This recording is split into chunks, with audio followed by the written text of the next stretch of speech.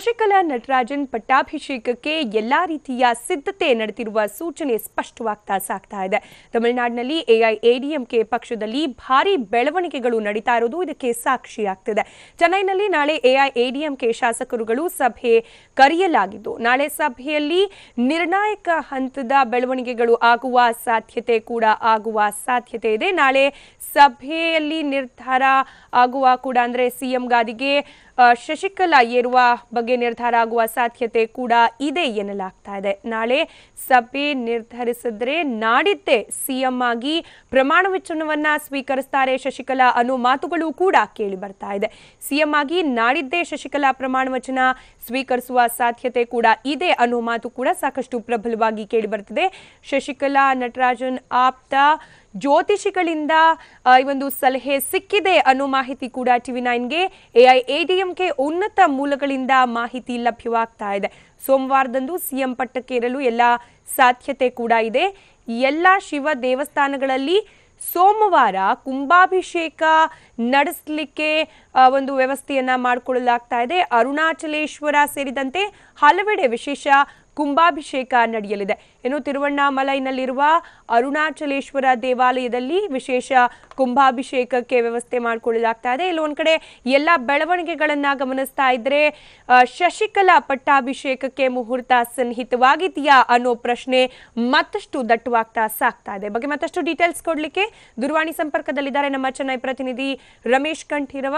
ರಮೇಶ್, ಚಿನ್ನಮ್ಮನ ಪರ್ವ ಶುರುವಾಗುತ್ತಾ ಸಿಎಂ ಗಾದಿ ಮೇಲೆ ಏರಿ ಅನ್ನೋ ಪ್ರಶ್ನೆ ಮತ್ತೊಮ್ಮೆ ಇದೀಗ ಉದ್ಭವ ಆಗಿರೋದು, ಅದಕ್ಕೆ ಪೂರಕವಾದ ಬೆಳವಣಿಗೆಗಳು ಕೂಡ ನಡೀತಾ ಇರೋದು. ಸೊ ಏನಿದೆ ಡೀಟೇಲ್ಸ್ ಈ ಬಗ್ಗೆ?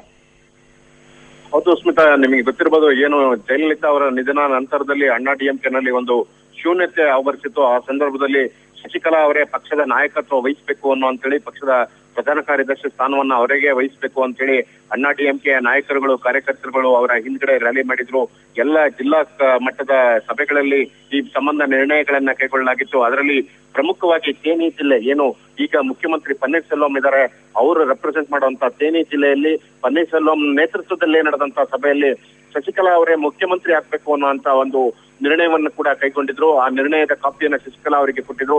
ಆ ನಂತರದಲ್ಲಿ ತಮಿಳುನಾಡಿನ 28 ಜಿಲ್ಲೆಗಳಲ್ಲಿ ಈ ಸಂಬಂಧವಾಗಿ ನಿರ್ಣಯಗಳನ್ನ ಅಣ್ಣಾ ಡಿಎಂಕೆ ಪಕ್ಷದ ಒಂದು ಪದಾಧಿಕಾರಿಗಳು ಜಿಲ್ಲಾ ಮಟ್ಟದ ಪದಾಧಿಕಾರಿಗಳ ಸಭೆಗಳಲ್ಲಿ ನಿರ್ಣಯ ಕೈಗೊಳ್ಳಲಾಗಿತ್ತು. ಆದ್ರೆ ಶಶಿಕಲಾ ಅವರು ಈ ಸಂಬಂಧ ಸ್ವಲ್ಪ ನೆಗ್ಲೆಕ್ಟ್ ಅನ್ನ ಮಾಡಿದ್ರು. ನಾನು ಫಸ್ಟ್ ಪಕ್ಷದ ಪ್ರಧಾನ ಕಾರ್ಯದರ್ಶಿ ಆಗ್ತೀನಿ ಅಂತೇಳಿ ಒಪ್ಕೊಂಡಿದ್ರು. ಆ ನಂತರದಲ್ಲಿ ಪಕ್ಷದ ಏನು ಜನರಲ್ ಕೌನ್ಸಿಲ್ ಸಭೆ ಡಿಸೆಂಬರ್ 23ನೇ ತಾರೀಕು ನಡೀತು.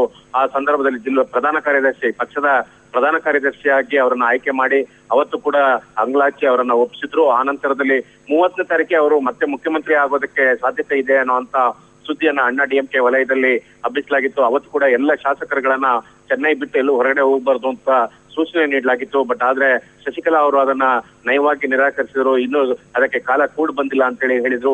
ಆ ನಂತರದಲ್ಲಿ ಅವರು ಪಕ್ಷದ ಪ್ರಧಾನ ಕಾರ್ಯದರ್ಶಿ ಆದ ನಂತರದಲ್ಲಿ ಪ್ರತಿ ಜಿಲ್ಲಾ ಮಟ್ಟದ ಪಕ್ಷದ ಪದಾಧಿಕಾರಿಗಳ ಸಭೆಯನ್ನ ಈಗ ನಡೆಸ್ತಾ ಇದ್ದಾರೆ. ಇನ್ನು ಕೂಡ 10-15 ಜಿಲ್ಲೆಗಳ ಸಭೆಗಳು ಇನ್ನು ಕೂಡ ಪೆಂಡಿಂಗ್ ಇರ್ತಕ್ಕಂಥದ್ದು. ಈ ಸಂದರ್ಭದಲ್ಲೇ ಈಗ ಪಕ್ಷದಲ್ಲಿ ಕೂಡ ಪಕ್ಷಕ್ಕೆ ಒಂದು ಪುನಶ್ಚೇತನ ಕೊಡುವಂತ ನಿಟ್ಟಿನಲ್ಲಿ ಪಕ್ಷದ ಹಳೆಯ ನಾಯಕರುಗಳು ಯಾರು ನಿರ್ಲಕ್ಷಿಸಲ್ಪಟ್ಟ ನಾಯಕರುಗಳಂತ ಇರ್ಬೋದು, ಪಕ್ಷದಲ್ಲಿ ಕೆಲವರನ್ನ ಯಾರು ಬಂಡಾಯ ಹೇಳ್ಬೋದು ಆ ತರದ ನಾಯಕರು ಇದ್ದಾರೆ ಅಂತ ಹೇಳಿ ಇದ್ರು, ಅವರನ್ನೆಲ್ಲ ಕರೆಸಿ ಮಾತನಾಡುವಂತ ಕೆಲಸಗಳನ್ನ ಮಾಡಿದ್ರು. ನಿನ್ನೆ ಅವರು ಪಕ್ಷದ ಪದಾಧಿಕಾರಿಗಳ ಹೊಸ ಪಟ್ಟಿಯನ್ನ ಕೊಟ್ಟಿದ್ರು.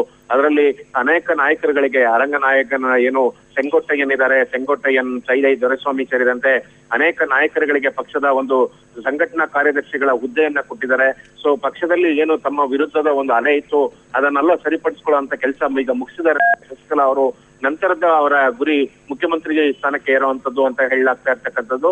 ಆ ಹಿನ್ನೆಲೆಯಲ್ಲೇ ನಾಳೆ ಒಂದು ಪಕ್ಷದ ಶಾಸಕರ ಸಭೆಯನ್ನ ಕರೆಯಲಾಗಿದೆ ಅಂತೇಳಿ ಹೇಳಲಾಗ್ತಾ ಇರ್ತಕ್ಕಂಥದ್ದು. ನಾಳೆ ಪಕ್ಷದ ಕಚೇರಿಯಲ್ಲಿ ನಡೀತಾ ಇರ್ತಕ್ಕಂಥ ಪಕ್ಷದ ಸಭೆಯಲ್ಲಿ ಪಕ್ಷದ ನೂತನ ಶಾಸಕಾಂಗ ಪಕ್ಷದ ನಾಯಕರಾಗಿ ಶಶಿಕಲಾ ಅವರನ್ನ ಆಯ್ಕೆ ಮಾಡ್ತಾರೆ. ಆ ನಂತರದಲ್ಲಿ ಅವರು ಮುಖ್ಯಮಂತ್ರಿ ಆಗ್ತಾರೆ. ಮುಖ್ಯಮಂತ್ರಿ ಅವರು ಆಗ್ಬೇಕು ಅಂತೇಳಿ ಶಾಸಕರೆಲ್ಲರೂ ಕೂಡ ನಾಳೆ ಅವರನ್ನ ಒತ್ತಾಯ ಮಾಡ್ತಾರೆ ಅನ್ನುವಂತ ಸುದ್ದಿ ಈಗ ಹೊರಗಡೆ ಬಂದಿರ್ತಕ್ಕಂಥದ್ದು. ಅದಕ್ಕೆ ಸಂಬಂಧಪಟ್ಟಂತೆ ಈಗಾಗಲೇ ಶಶಿಕಲಾ ಅವರ ಏನು ಆಪ್ತ ಜ್ಯೋತಿಷಿಗಳು ಇನ್ನೊಂದು ವಲಯ ಏನಿದೆ ಅವರು ಕೂಡ ನಾಡಿದ್ದಕ್ಕೆ ಸೋಮವಾರಕ್ಕೆ ಅವರಿಗೆ ಮುಖ್ಯಮಂತ್ರಿ ಸ್ಥಾನಕ್ಕೆ ಏರೋದಕ್ಕೆ ಮುಹೂರ್ತ ನಿಗದಿ ಮಾಡಿದ್ದಾರೆ ಅನ್ನೋಂತ ಮಾಹಿತಿ ಲಭ್ಯ ಆಗ್ತಾ ಇರ್ತಕ್ಕಂಥದ್ದು. ಇದೆಲ್ಲದಕ್ಕೂ ಕೂಡ ಏನು ನಾಳೆ ಸಭೆ ನಡೆಯುತ್ತೆ. ಸಭೆ ಸಂದರ್ಭದಲ್ಲಿ ಏನ್ ನಿರ್ಣಯ ಕೈಗೊಳ್ತಾರೆ ಅದಾದ ನಂತರದಲ್ಲಿ ಗೊತ್ತಾಗುತ್ತೆ.